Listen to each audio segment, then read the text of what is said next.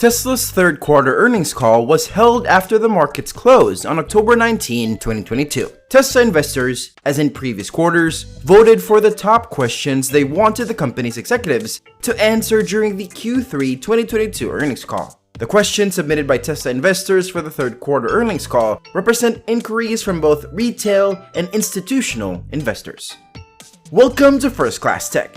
And in this video, we'll take a look at the top 10 questions Tesla investors want answered in the Q3 2022 earnings call.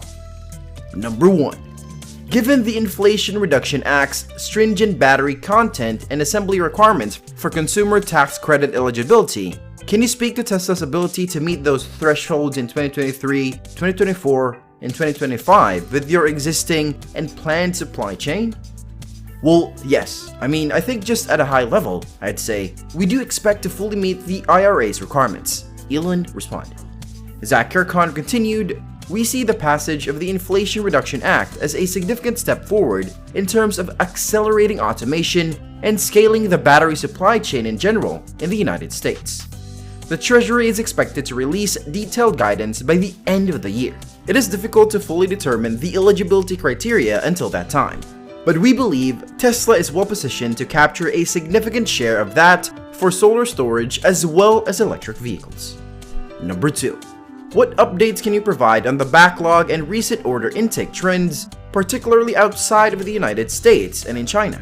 Elon replied, China is experiencing a mini recession, primarily due to the property market, and Europe is experiencing a type of recession caused by energy.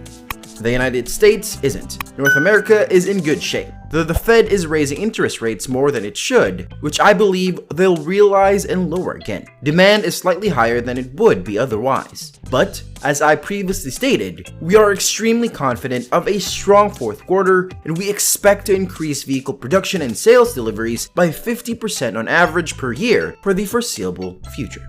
Number 3.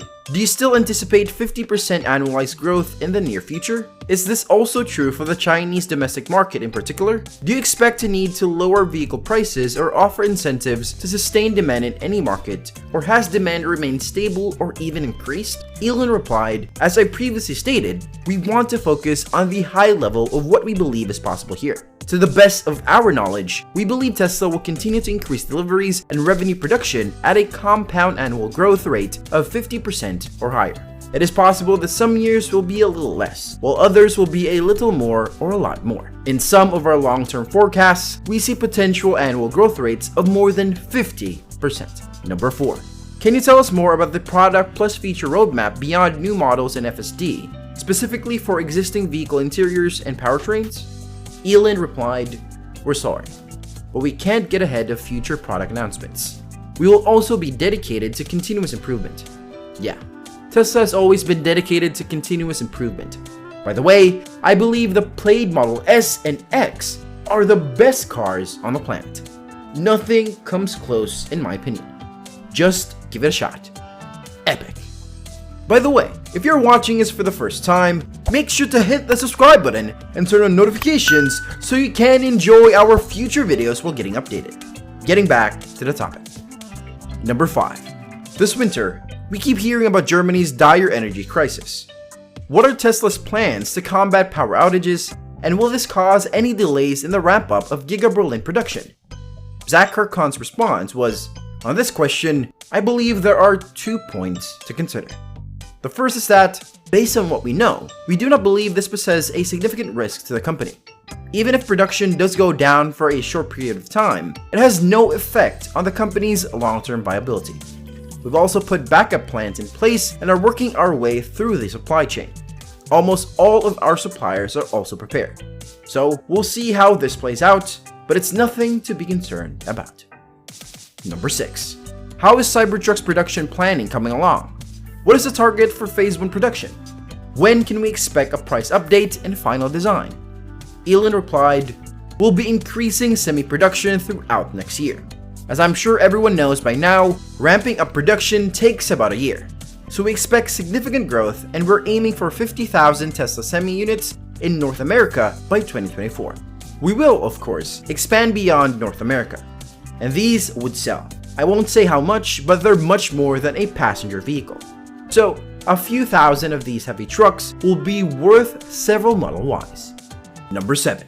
What is the status of the 4,680 cell ramp, and what factors influence whether vehicles receive 2,170 or 4,680 cells? And how will this change in the coming year?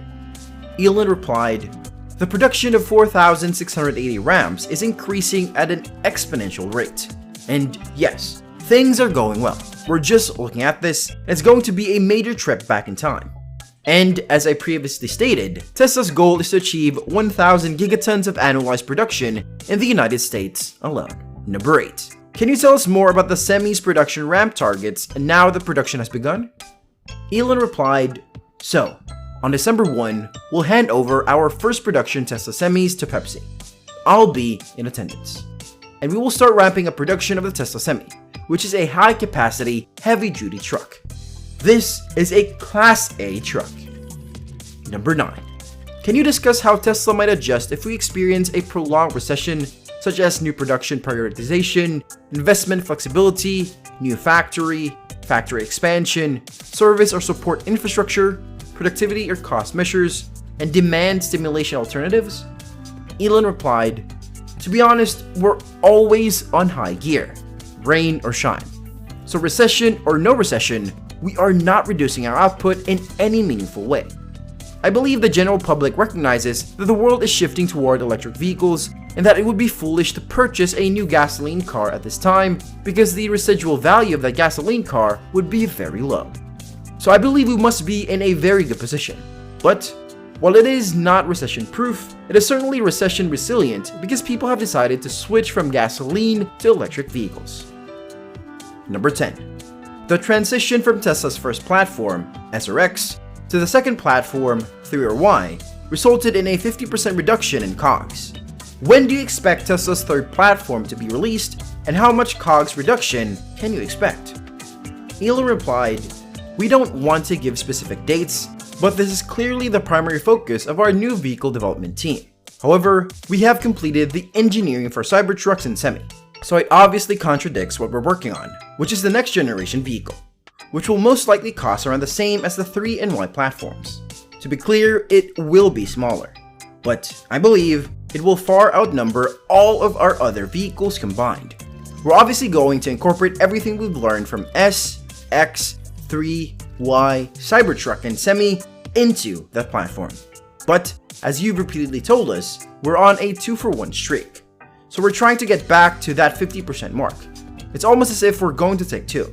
If that's the case, how are we going to make 2 cars for the same amount of effort that it currently takes to make 1 Model 3? Tesla reported its net income reached $3.33 billion, more than doubling from the previous year's quarter, while automotive revenue increased 55% from the previous year's quarter. The company warned of a transportation capacity bottleneck for new car deliveries in the final weeks of the quarter, and said it was transitioning to a smoother delivery pace.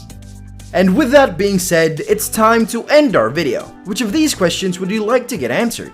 Let us know in the comments. Like this video and make sure to subscribe to the channel for more amazing videos like this. We'll see you in the next video.